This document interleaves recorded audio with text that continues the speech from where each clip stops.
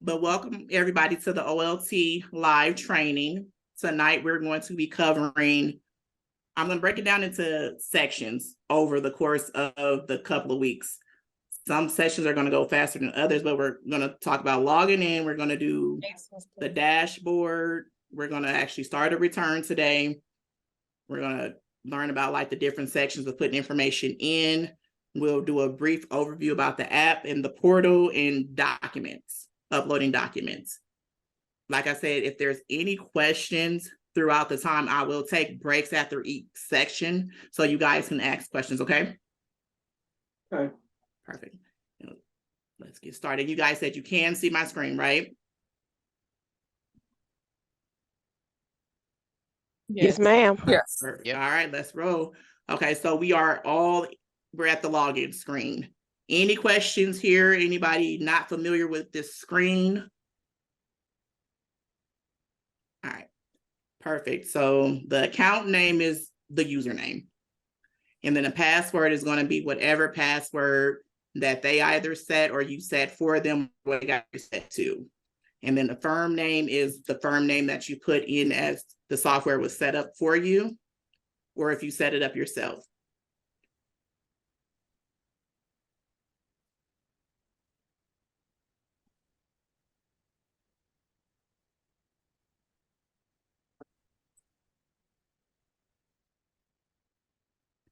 So I would advise everyone to set up some type of two-factor authentication at some point. It just helps because when you're inside the software, it does not always prompt you to enter in two-factor after you've logged in a few times. So because it's a web-based program, I would suggest setting up some type of two-factor, okay? All right, so I'm gonna skip this for now. And then always have a PIN.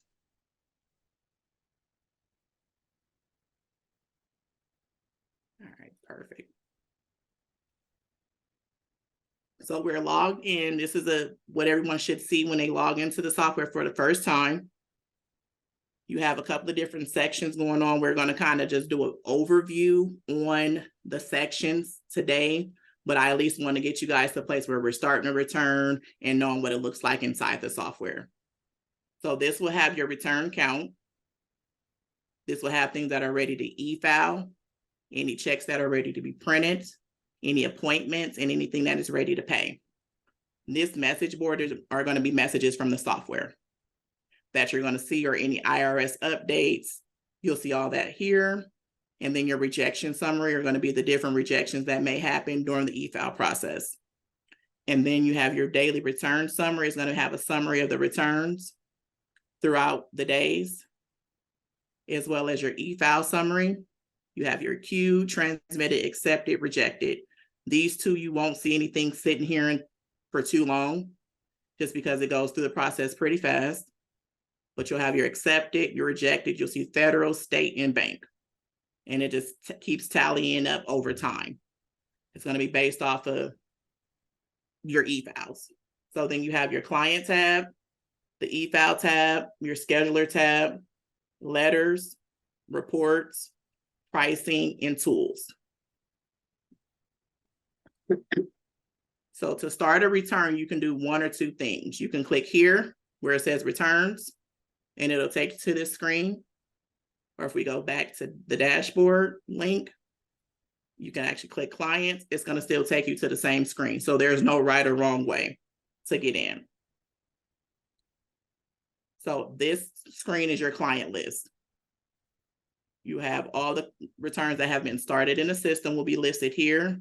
You have an amended list, anything that's marked for paper filed, anything that's marked completed, anything that's marked incomplete, any unpaid invoices, paid invoices, prior year returns, and any client that uses the app or the portal. And then you don't have to worry about this one. This is when those stimulus payments were getting sent to the banks a couple of years ago. So don't worry about that in any text summary, because you can text clients back and forth inside the software. Before I move forward, were there any questions on the dashboard or anything on this page? No, ma'am, I'm good. Perfect. I have a quick question on the text, two questions actually. The first one is, you said there's text summary. Is it gonna, do we have to buy a separate text provider, or we can actually text from more of a kind of app kind of setting? So nope, you don't have to buy any other text provider or anything. Everything is going to be within the software, and it's going to just stay inside of the software. Awesome. The second question I have is, how would we get the recording? The recording will be provided by whomever who referenced you or referred you here. They'll be able to help you with that. Okay. Awesome. Thank you. No problem. So in this screen, also, you have few different ways you can search. You can search by social, the last 4 digits of social, first name, last name, and all these various things. Say you're an ERO with a lot of preparers, and you want to see a particular preparer's returns, you can come down here to prepare, and then it'll have a drop down of all those preparers. You can sort it by filing status, so just various different ways you can search. And then return stages, we'll talk about this once we go into the return. And then you are able to configure what you see here. These are all going to be defaulted here, but everything here you can configure how you want to see it, because this is going to be your first view of clients when you're coming into the software. All right, so I'm going to go ahead and we're going to start a new return. So within the software, you have 1 or 2 ways to start a return. You can do a direct input mode, or you can do an interview mode. We're going to look at it in a couple of different ways, but for now, I'm going to just pop in the information and we'll see what pops up for us real quick. So give me 1 second.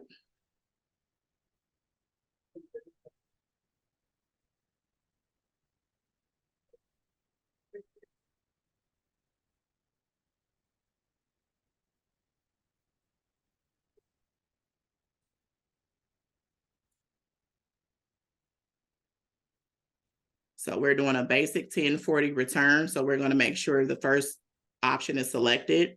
If you needed to do an amended return, you will select the 1040X to start one. And this will be in a scenario where there's a new client that you're doing a amended return for. All right, we popped in the social. We make sure that it's verified. We're going to hit save and continue. So here we're going to start entering the basic information for the taxpayer.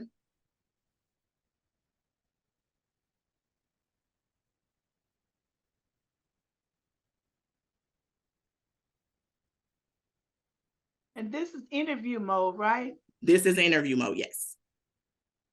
And then we'll come out and we'll look at it in direct input mode too, okay?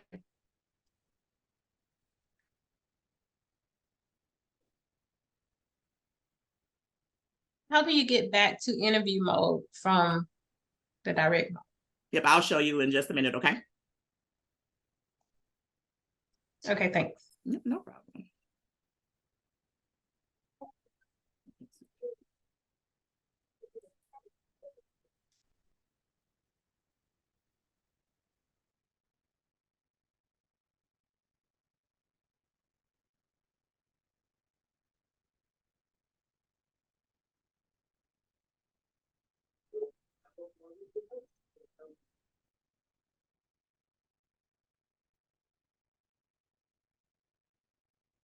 And the key to making sure that you can text the clients is to make sure that you select the cell number. And then on another screen, you're going to give consent for them to be able to receive text. So we put in the social so far, their name, date of birth, occupation, email, phone number.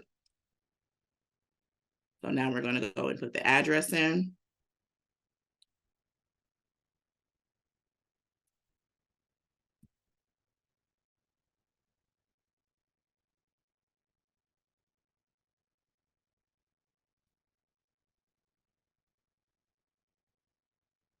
So that's here. And most of the information will be checked here, so you don't have to worry about checking anything unless one of these situations do apply to your taxpayer. And then the resident state, is just gonna pull for whatever state you use in the address. Before we leave off this page, is there any questions?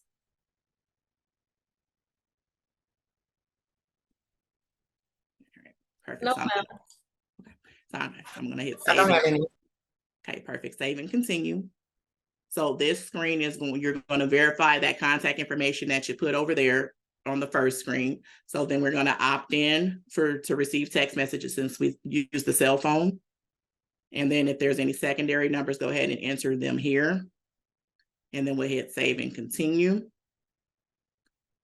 So then now you'll have the other information that you put in. You're going to verify your social name, date of birth, the health marketplace. If there's a 1095A, you'll mark it here, but it'll take you to that section. If you mark yes, you'll be brought to that section later on during the return process. So for this exercise, we're going to just mark no. And those disability blind questions are all here. As you can see, mostly everything is pre-populated for you because it's going to go based off of common scenarios. All right. Any questions on the primary taxpayer information? Not at this moment. Okay, perfect. So we're going to hit save and continue. So now we're at the place where we're going to verify the address. So you make sure all that is good. And if there's anything that needs to be added as far as any additional states, if you don't want any more to populate, you can check that. If they're active duty combat, you can mark that. If it's a self-prepared return, you can mark that. So say one of you guys are doing your own return, you'll mark that. And if they want to generate Spanish versions, they can check that as well. All right, any questions on this portion of it? No, You're ma'am. in the direct input mode, right? No, I'm in interview mode. Okay, Yeah. okay. All right, so we're gonna hit save and continue here. I have a question. I'm sorry. Yes, I just no problem. Go ahead. I got in here kind of late. My name is Marie. I kind of got in here kind of late. So the direct mode is in the interview mode. So I'm thinking interview mode is when somebody's actually in front of you. No, it's going to be more so where the system is going to ask you questions, and based off how you answer those questions, it's going to generate the forms. Direct input mode is more so you know exactly what forms you need, and you go put the information directly on that form. Okay, thank you. Thank You're you. welcome. No problem. It brings up the next question for you. The next form. Okay. You know, like when we do Drake, and Yeah. then what by you answer is gonna populate Yeah. certain stuff. It's That's not populate. but Okay. basically, if you go direct, then you know what you're looking for. Yeah. You know what I'm saying? All right, so save and Oh, continue. yeah. It ain't like crosslink Crosslink. where we had to go and get the form. All right, so then you have your filing status section. So the good thing about here with the filing status, if you're not sure of what, you can click the question mark and it can give you some general information on the filing statuses. It also tells you the tax rate for those particular filing statuses, as well as the standard deduction. So you have a little bit of information you can always click on to learn more if you're not sure, right? So that's there. And if that still isn't enough, this link will take you to the IRS's website, and they have some tool on there that you give scenarios and it'll tell you what filing status it should be. So if you click that, it's going to carry you over there. So for this scenario, we're going to select head of household. And then we're going to hit save and continue. So nobody got their check, so that's why they did switch to another company. Nah, for real, that's what I was thinking this morning too. So they're going to ask, was the taxpayer married?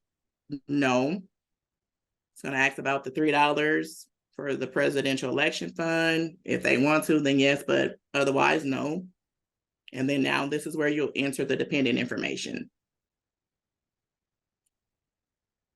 So you'll hit yes.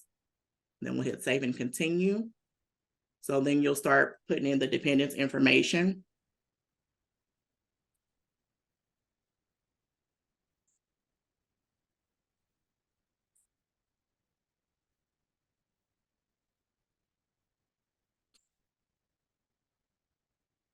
Don't mind me, I can't type when people watching.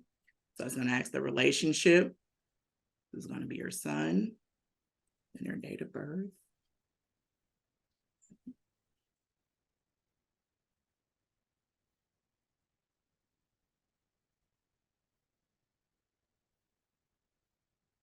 Also ask about the healthcare information for the dependent as well. We'll mark no. Then we'll ask, did they live with them last year, more than 6 months? So it'll go through all the standard dependent questions. And then if the dependent was born or passed away within that tax year, they will select 12 months, even if they only lived a day, or if they were born on 12/31, they're able to claim them for that whole year. So you'll put the 12 months in, then they're going to be claimed for any credits. If they're disabled, you'll mark that, especially if it's an older dependent, you'll make sure you want to mark that because they may be a dependent because they're disabled. Earned income, citizen status, student status. We're going to hit yes for this one. And then there's just different scenarios, but as you can see, there's question marks to help you answer the question properly if you have any questions about that. And since they are claiming head of household, we have to mark this dependent as their qualifying dependent for this scenario. All right, so this is the dependent. Is there any questions in this section before we move forward? I do have a quick question. Uh-huh. Now, with this particular dependent here, this dependent is 23 years old. Mm-hmm. So with that, you can still claim that child and get the dependent If they're credit? a full-time student, yes. Okay. Yeah. Okay. And then also keep in mind Thank you. here, go ahead. Somebody else had a question? I was just saying thank you. Oh, yeah, you're welcome. Let me ask you a question. So with a 23-year-old, you wouldn't get earned income credit, correct? You would get earned income credit. You wouldn't get additional child tax credit. Oh, okay. Yeah. So, but I'm there sorry, I is- have a Go ahead, Lakeisha. I'm sorry, I have a quick question. Yeah. So, with this one right here, say this dependent also worked and got income of her own. Is there anywhere on this return or on the dependent, like if I do a return for the dependent, is there anywhere where I can mark that this dependent was a dependent on another return?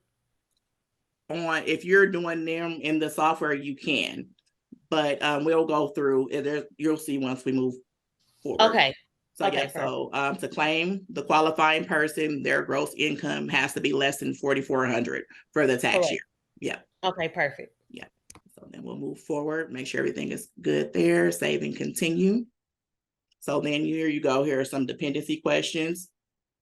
Could anybody else claim them for that purpose? Do they have a valid social? Did you provide more than half for the year?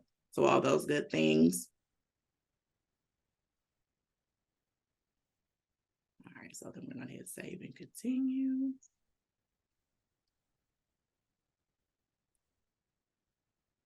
It'll ask about non-custodial parents. You don't see the scenario too much, but if you had to do the 8332, you can access it from here.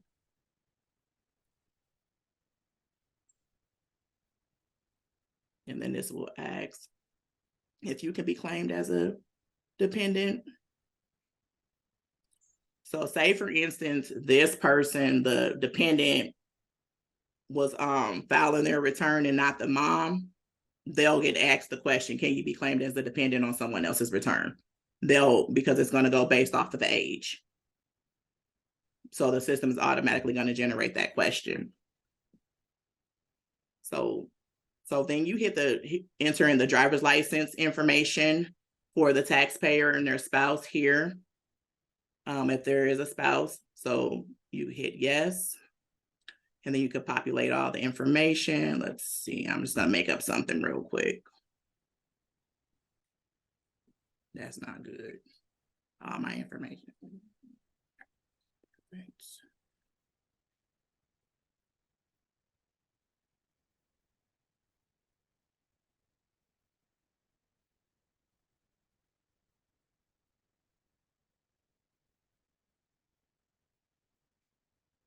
So you do have scenarios where people's identification does not expire. So you can mark that if that is the case.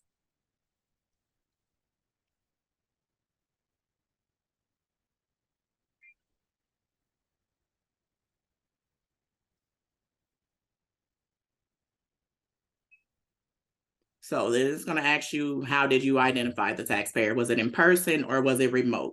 So you'll choose either one of the scenarios. You don't have to answer the question on both of them. So we'll say for this instance, we'll say no here and say we'll verify them remotely. So those are, did we current ID and any other identifying things, the bank statement, a utility account or something in that nature. And we'll hit yes. And it'll just click to confirm these things. All right, any questions on the ID section? No, ma'am. Okay, perfect. Save and continue. So now we're at a summary of all the personal information that we put in. So if you look here and you see that something is not right, or you forgot to add a dependent, or if you need to do anything, you'll just hit the edit on whatever section you need to go back into and go ahead and do so. All right, so then we'll hit save and continue.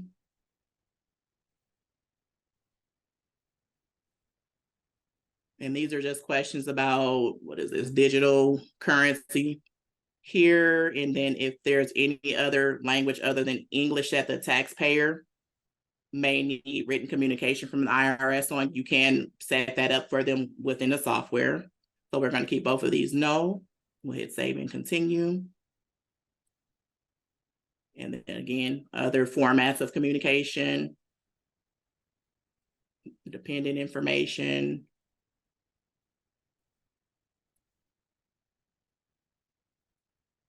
It shouldn't have brought us back, but it brought us back to this. So you just continue through all of this. And then now it should take us to the income section. So here in the income section, you have your standard income categories.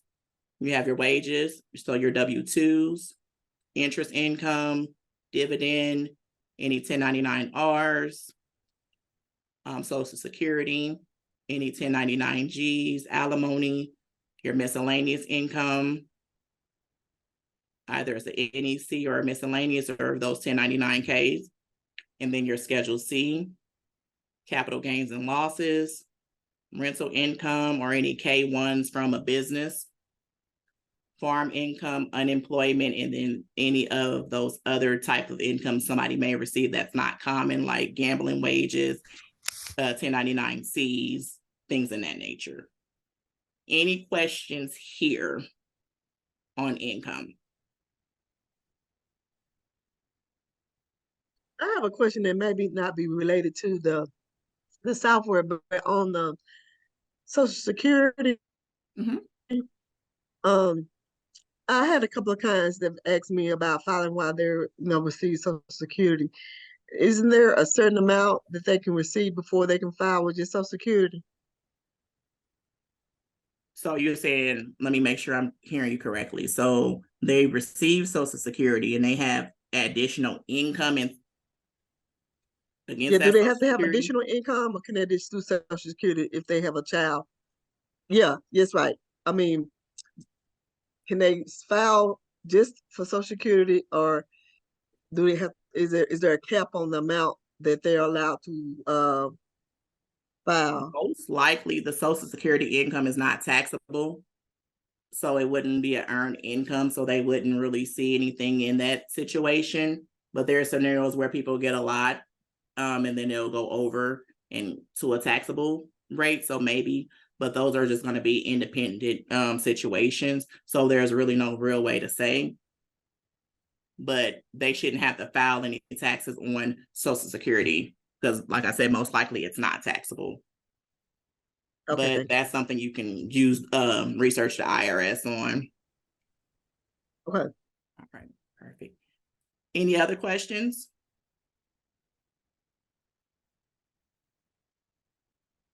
All right.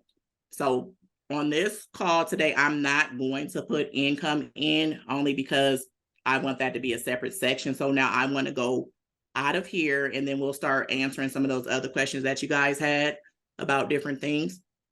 So in order for me to exit the return from where I'm at, I'll come here and I'll go back to whatever the software name is. So now you have a dashboard for that client. And this is what it'll look like. So in order to get back into the return, you'll hit edit If you need to view or print forms here, if you want to view what you've already put in so far here, you have the option to delete at this stage. And if you have prepares you don't want to have that access to, you can stop it so they can't delete anything. You can password protect the return. They can schedule appointments, but the feature is there, but it does not send out alerts to you nor the client. So use at your own risk there. Then you have different letters that are pre-set in the system that can be sent out to the clients. You can have notes if you want to communicate back and forth between the preparers in the office. You can have notes here. And when you set these notes, you can make it as a reminder. So anytime that person logs in, it's going to pop right up for them to be able to see that note. Then you have signatures. So if they're in person, you would use this for them to sign, depending on how you have it set up. So you can set it up for a stylus, a mouse, or a signature pad, depending on how your office is structured there. Then you have My Tax Office, then you have your documents, and then you have your text. So we're going to go into a couple of these here in just a second. I just want to finish this screen so you guys can see what's going on this screen. So everything that you've entered so far, you'll see personal information, contact information. If you put in income already, you'll see a summary here, as well as like the deductions and all that good stuff. And then you have your other things, complete, incomplete, electronic file, paper file, prior year return or mark return review once it's reviewed. This federal, state, and extension details is going to give you how much they're getting back or how much they owe, as well as if the return had been filed, if it's accepted, rejected. So you'll see all that information here. You also have a link to where's my refund right here as well. So you can pop in information also. These are your warning messages. You're going to see them as long as the return is not complete. You're going to see these, and you probably have a laundry list of them here. But as you go through the return in the different sections, these are start disappearing. And then this is the e-filing, payment, bank product application section that will pop up once the return is actually complete. So you're not completing those steps inside of the return. But again, on our next call, we'll go through that whole scenario, okay? And then you can also track what is going on in a return, how much time the person spent there when the return was started. You also have the ability to see everything that was clicked, why they were in there. So I have a question. Yes. So this recording, this Zoom meeting, is there any way that I can go back and review it? Yes, ma'am. Yeah. I'm sorry, I didn't mean to cut you off. I'm sorry. Oh, that's okay. Thank you. You're welcome. So any questions so far on the manage return screen for the particular client? Yeah, I got a question. Yes. Can you show us how to do, let's say, if you want them to sign by online?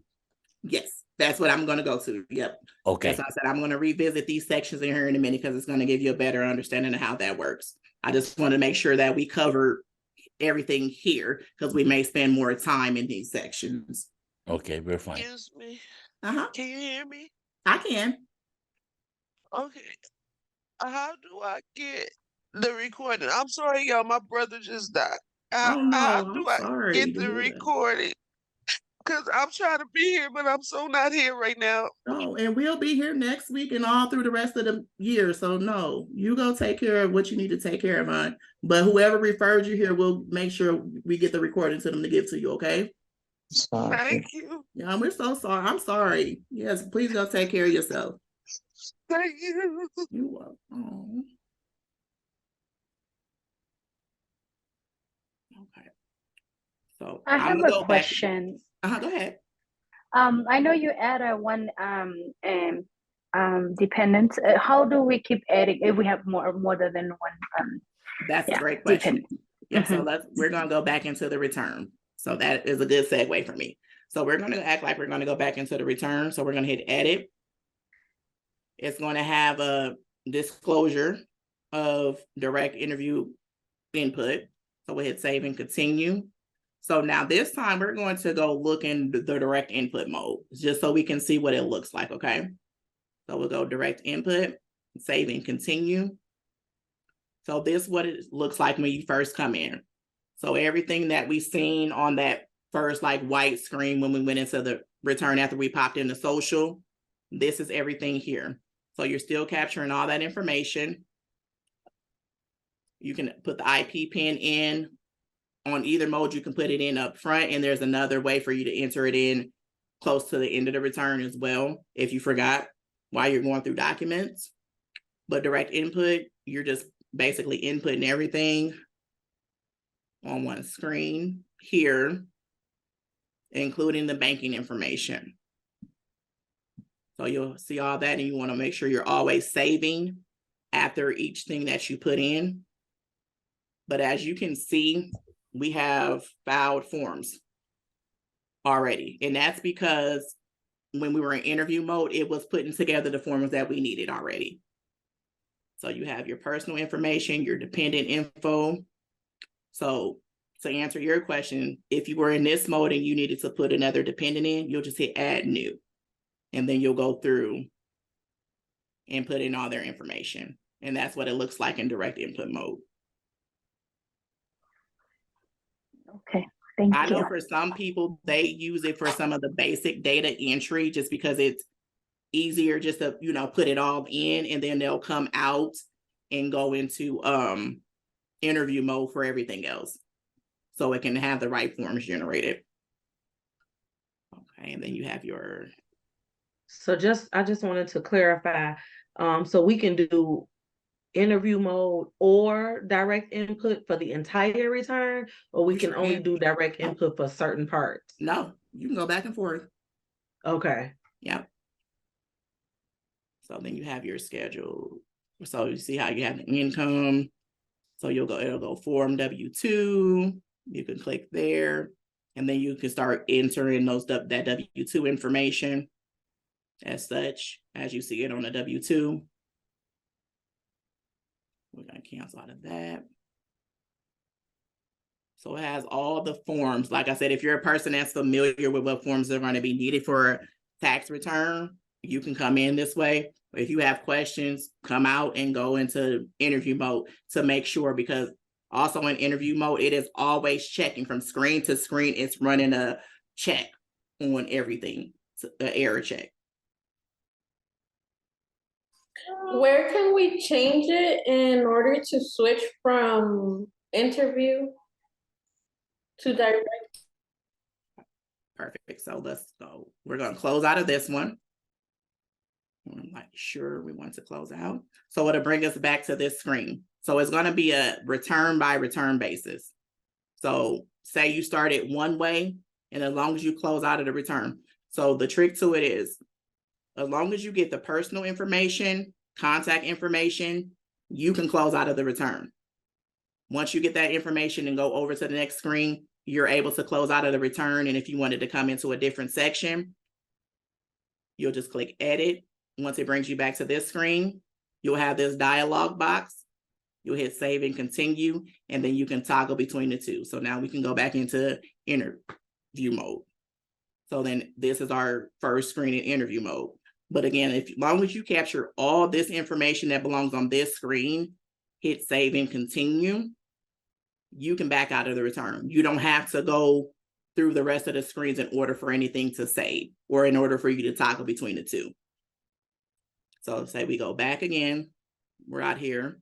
So hold on, I'm not gonna leave yet. I'm going to go and show you. Excuse me, I have a question. Uh-huh. I'm sorry to interrupt you. Oh, no, you're good. But I may have missed this. So are we able to provide refund quotes through the interview part instead of going through and doing a full like input of a return? If they're just wanting to know, how much their refund is pretty quickly in order to, I guess, start the service. Is there a way that we can do that through this interview screen? Yes and no. I think my only hang up on that, in order for you to get an accurate number, you're gonna have to put in accurate information. So at that point, you're really basically doing a return, right? So Right. you just make the determination if you kind of want to give those estimates in that way or not. But I'll show you guys a feature here in just a minute. So I'm going to go back to the dependent question if you needed to add another dependent. So we'll go dependent info. So it's asking, do you have another dependent or qualifying individual to enter? You hit yes, save and continue, and then it'll bring you back to entering the dependent's information. So I'm going to hit exit here. Thank you. You're welcome. Were there any other questions and while we're inside of the return? Yes, I have a question. Most people have their dependents either stolen or somebody use them.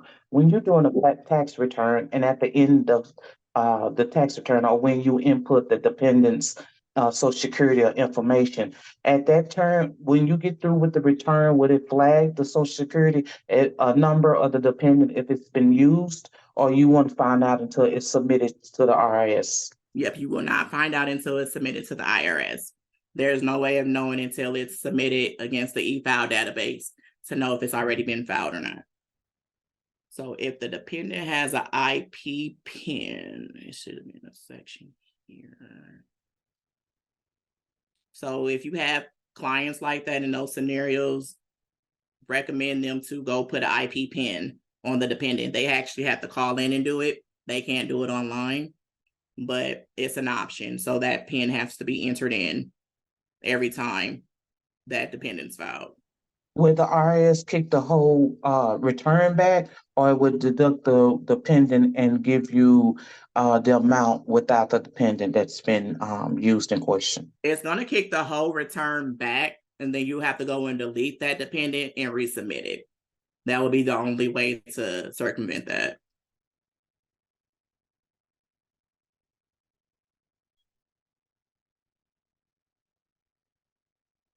So it'll kick it back for that. It'll kick it back if they have that 1095A, but they said they didn't have it. So it'll kick it back for those reasons as well. So, all right. So now we're back on the manage return screen. So say, for instance, we need to get documents from this client, but you had them do a basic intake. So now you're ready for them to be able to upload documents or whatever to you. So we're going to go here to My Tax Office. Then you have one or two ways to do this. Remote signature is basically when you're done with the return and you just need them to sign it and they're not really tech savvy or care to have a portal. So you would select that option. But if you want them to have a portal, you'll select full access. So in there, they'll see the dashboard. They'll see their return amounts for federal, state in there. They'll be able to view all the forms. They'll be able to upload documents as well as view documents and sign their return. And then any messages that you guys communicate back and forth, they'll be able to see that. And again, this one, the remote signature is a one-time only thing, and that's just an e-signature into view forms. And what is this portal? This is My Tax Office. So this is the portal version, and then there's an app version of it. So with the app version, they can actually start things themselves with it for you. Like uploading or something? Yep, they can start up, they get their basic information in there. They can upload documents, upload their IDs, all that stuff through the app. So in order for them to be able to use the app and for it to connect directly to that particular preparer, there's going to be a code. And I'll show you guys that real quick. So when you come into the setup tab, you see this icon where it's like a iPad and a phone. You'll click it, and it's going to be a passcode. This passcode is unique to every single preparer. Nobody has the same passcode. So when the client is setting up their app, it's going to ask for the passcode and they enter that. And once they enter that, that preparer's information, their contact information is going to generate, and that's going to be the preparer that's assigned to them. Nobody else will be able to see that client's information but that preparer, unless it's the admin or somebody. I have a question. I'm sorry. Go ahead. So, okay. When you send the app, so, okay, I used this software last year, but I couldn't figure out what app did I send to the client in order for them to fit out the basic information. So is there going to be a link that we send to them, or they have to download this app, or what? They're gonna be downloading the app from the App Store, either through Apple or Google. So we'll click on Google Play. Okay. And you guys can see this screen, right? Yes. Perfect. So this is the icon. This is what it should look like when they're downloading the app. And then we'll click on, let's see. Is this specific to OLT Pro? This is, yes. Yep. Okay. I'm trying to find it. So when they come in, they should see My Tax Office. They want to sign up. So then once they sign up, they're going to see this screen. First name, last name, social, date of birth, and then that firm passcode that we had here, this one. That's where they're going to enter that at.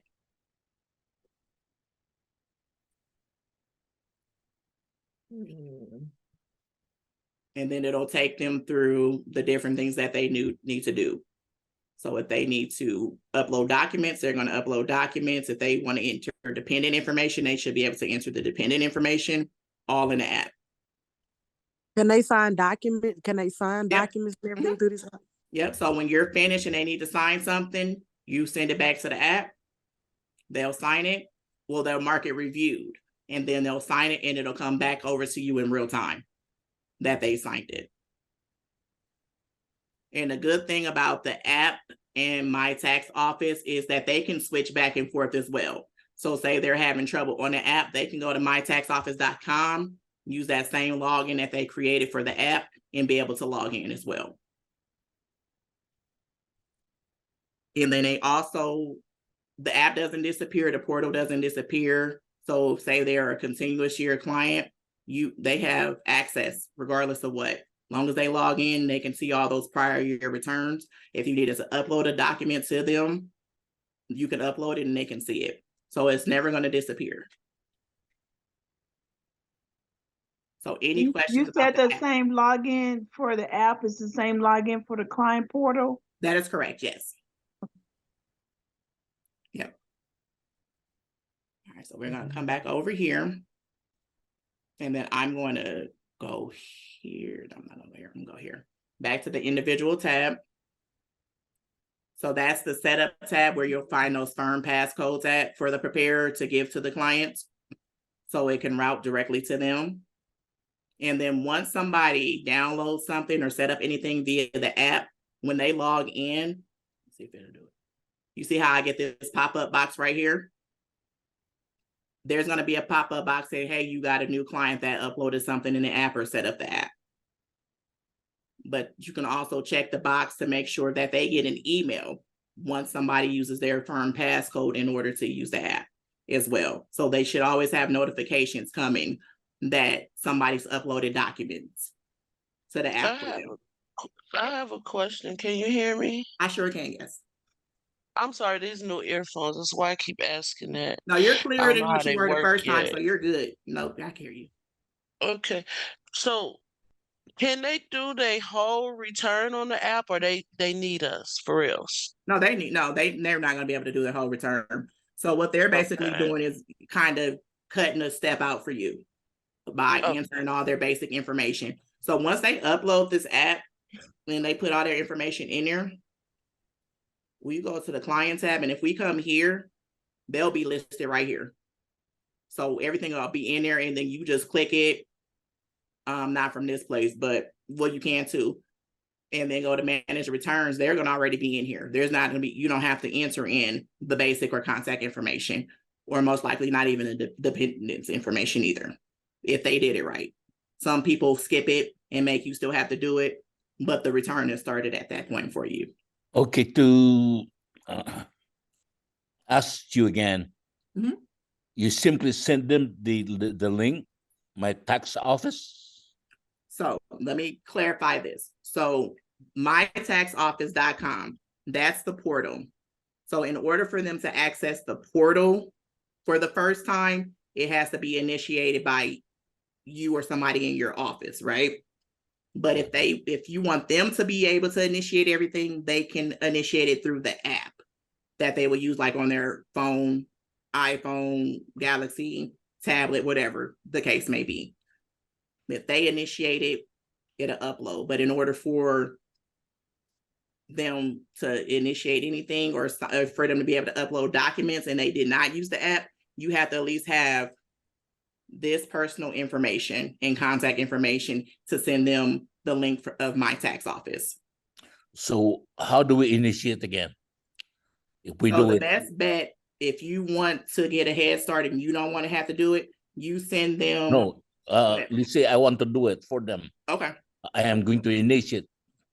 So initiate it. Yeah. You're going to start a new return. You'll pop in the social and you'll fill out that first page. So I'm going to go back into the one that we were practicing here. Mm-hmm. And we're going to go edit. And I'm only doing this so you can see the screen. So either regardless if you're in direct input mode or interview input mode, as long as you capture this information that's on this first page, save and continue, and come back out, they have an account created in the system. And once that happens, you can go here where it says My Tax Office, and then you'll say Client Portal Full Access. And then you hit continue. You cannot, and you'll send it to them via email. But because this is a practice return, it's not a real one. I'm not going to send it, but that's what'll happen. So then once that happens and they do set it up, I'm gonna go back over here so you guys can see the one that I played with before. This is what it's going to look like behind the scenes for you guys once they actually set that up. It'll have whatever their username is. You can send them a link to reset their password if need be. If they need to change the email address that's associated with it, you can change that, as well as the phone number. You can see the status that it's active. You can send messages back and forth to them, say they needed to upload something else, and then they'll get notifications that they have message to upload something. And where's the code coming from now? Say that again. The code. So the portal, you're not going to need a code because it's coming directly from you, the preparer that's in that particular return. You're initiating it, so it's going to link right back to you. Okay. But if they're using the app, then that's where you're going to use the code. And then we'll go back here real quick so I can show you again. So you'll go to Setup tab, and whatever preparer you're going to use, you'll click this icon, and then you'll copy and paste the passcode, and then they'll enter it in here when they're using the app, when they're registering on the app. Okay. Okay. I think he's asking, is there a way to send it from the software, that code, or are you going to be just sending a generic text saying, okay, here's the app, go to the app and enter this code? So, yep, if you want them to initiate it through the app, that's exactly what you're going to do. Here's the app, here's this code. If you want them to set it up on their side. If you have enough information here.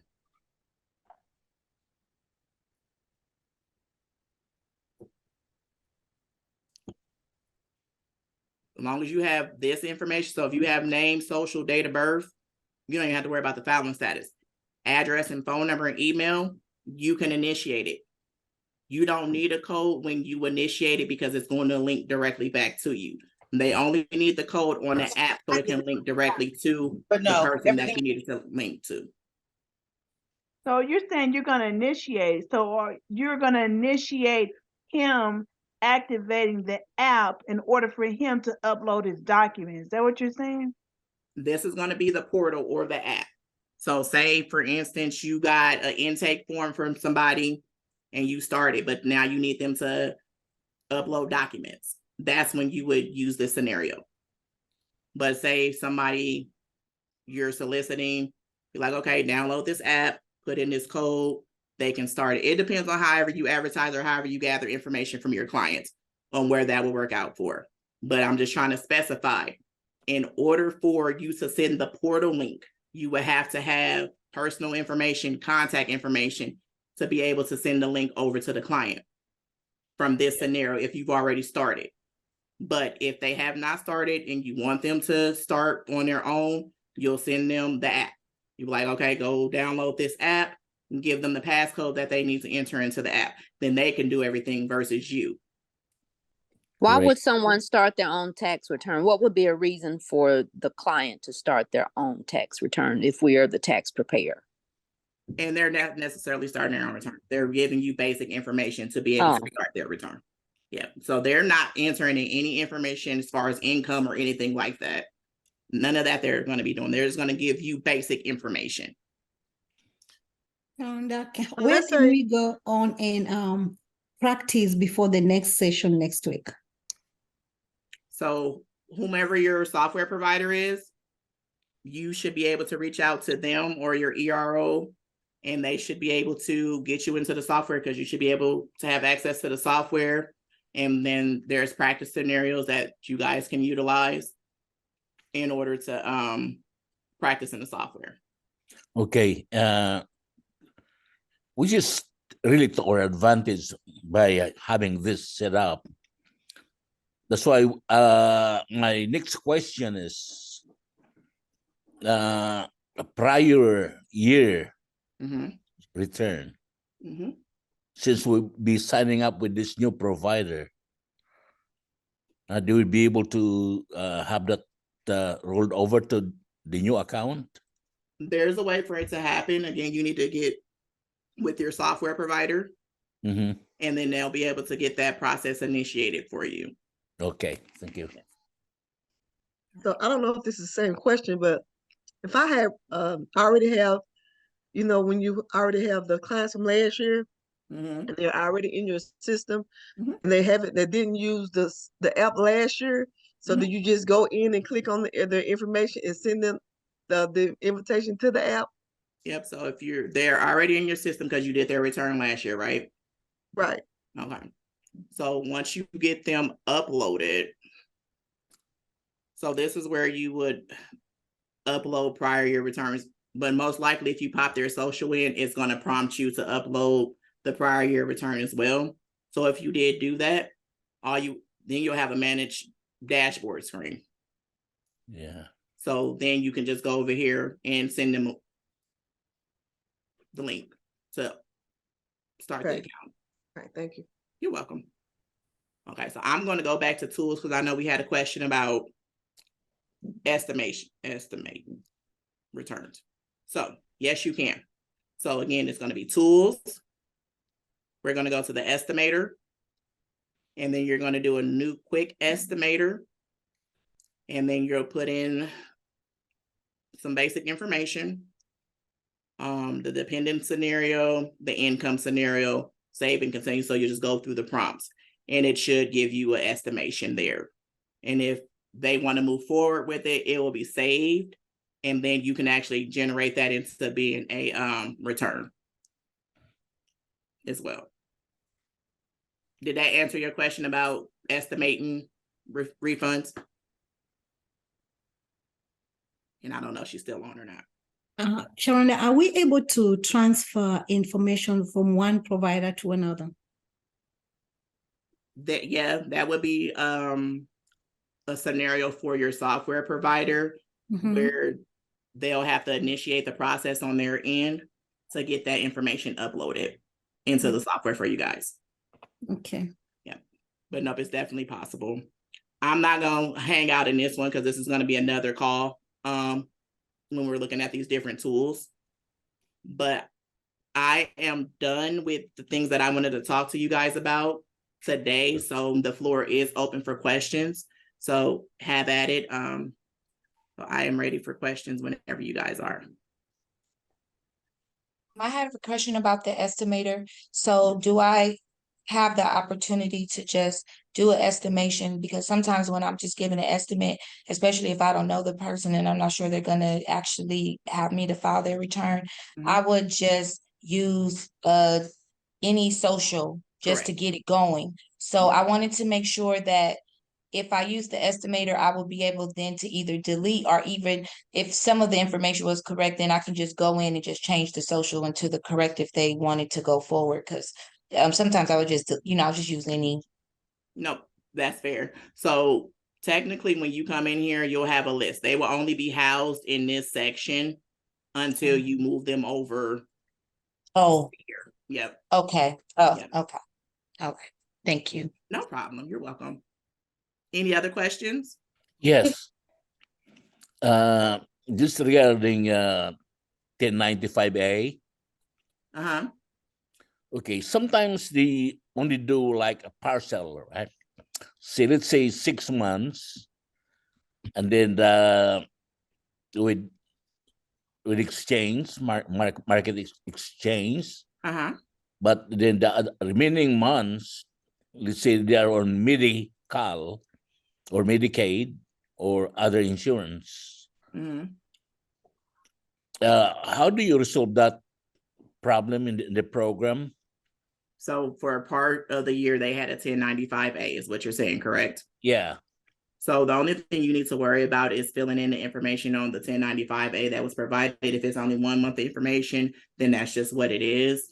You don't have to worry about the other insurances because there's really not penalties or anything that's happening because of that now. It's just that if they have a 1095A and it's missing, it's going to reject the return. I see. Okay. Yes. Miss Washington. Yes, Hey, ma'am. how are you? This I'm good. How are is you? Lenitria. I have a question. It's basically to reiterate what someone else said a second ago. Okay. She explained that, well, she spoke about the data from other software being pushed over, and that would be myself. I'm a software owner, so Okay. it would be my job to take care of that. Yes, because you'll put in a support ticket for that. But we yeah, just reach out to me. We'll talk about it. Yeah. Okay, perfect. I'll take care of that. Thank you so much. You're welcome. Any other questions? Instead of an actual signature, can you put Okay, bitch, because we pushing everything over. Who we got to mute? Go ahead.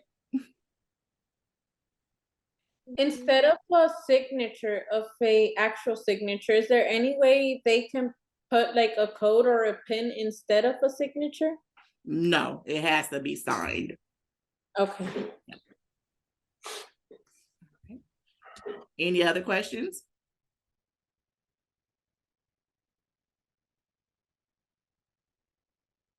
Not for now. Okay, perfect. Did anybody else have any questions? Again, like I said, I can't see the chat. Let me see if I can pull it up. Not for me. Thank you. You said access to software data, we have to get it from the person who referred us. Say that again. Did you, just to clarify, you said that for us to be able to access this software data, we have to get it from the person who referred us? As far as the recording? No, like the software, the My Tax Office and everything. No, what they're referring to is like, say you used a different software last year and you want to bring those people over into the new software. That's what they're referring to. So yep, you will get with your software provider for that. Yes.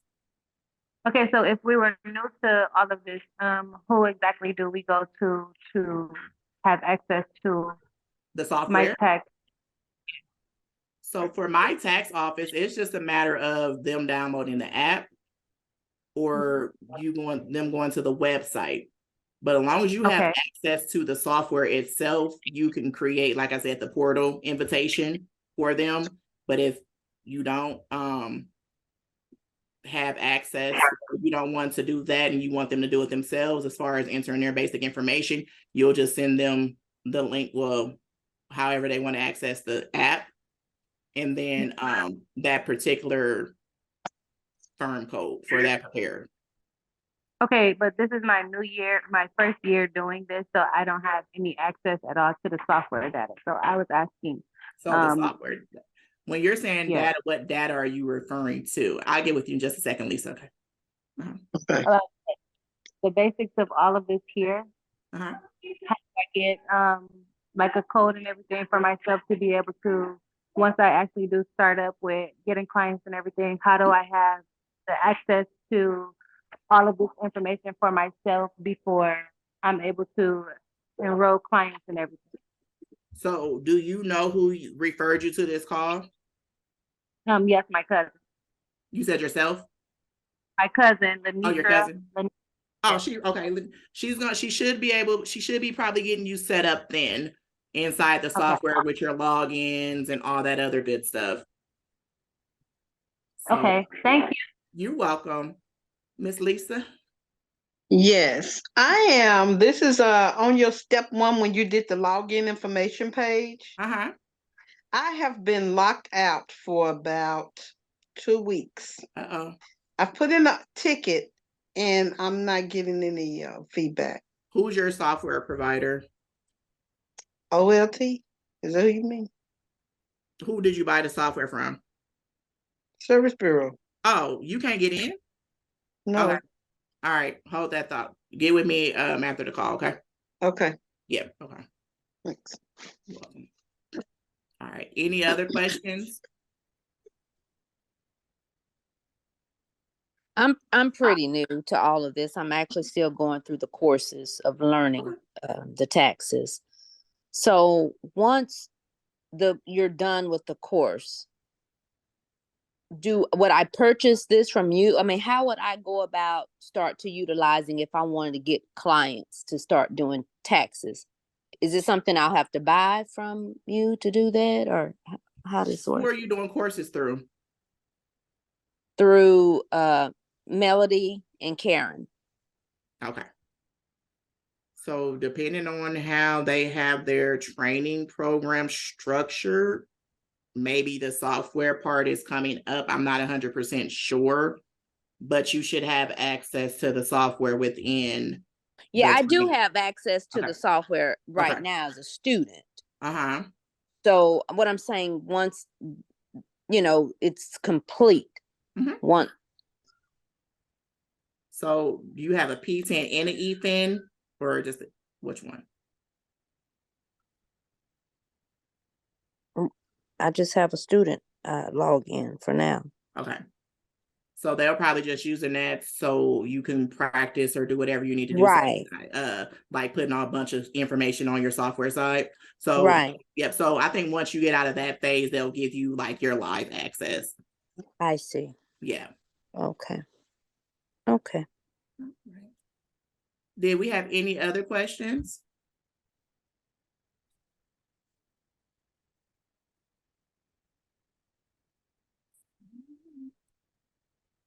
No, ma'am. Perfect. It was a pleasure. I thank you guys for joining me this evening. And again, we'll be back every Monday at this time through the end of the year. So as you guys are getting in the software playing around, if you could come up with any questions or whatever, or need me to do specific things, please put those questions together so we can hop on them, okay? I have a question. How do I get the software? Marie, who referred you here, huh? Miss Kalisa with Smart Tax Group. Smart, okay. And you don't have it. How long ago did you sign up with them? Probably a week or two ago. Okay. So I will get the message over to them. I'm not again sure how they have their program structured because everybody has things structured differently. And so where they're at in the process for you as well. So as we go and have these classes, is it recommended that we get the software and go through it as you going through to see the different screens, or right now we just reviewing it's up to along you with guys. you? I think it would be a good idea if you guys want to follow along while I'm in it as well. Yes, that's how I learn. That's how I learn. I know a lot of people are hands-on, so definitely get with your software provider or your coach or whoever referred you over here so you guys can get in. And your email. Yep, and we can definitely, do all hands-on, and I can create scenarios for you guys and everything. Yes. Now you're talking. Yes.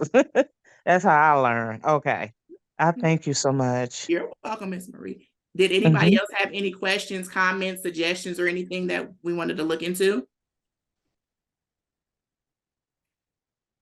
No, I think I'll be joining. Again, I was late. I didn't realize it was Eastern Standard Time. I'm on Central Standard Time. So Yeah, I think Me as daylight well. savings time threw everything off as well. So yeah, no, we'll be here next week. So, and again, I'm gonna do an overview of what we covered this week, next week, and then we'll go into some different scenarios. Okay. Thank you Okay. very much for You're everything. welcome. Thank you guys. You guys have a great night. See you next week. Right.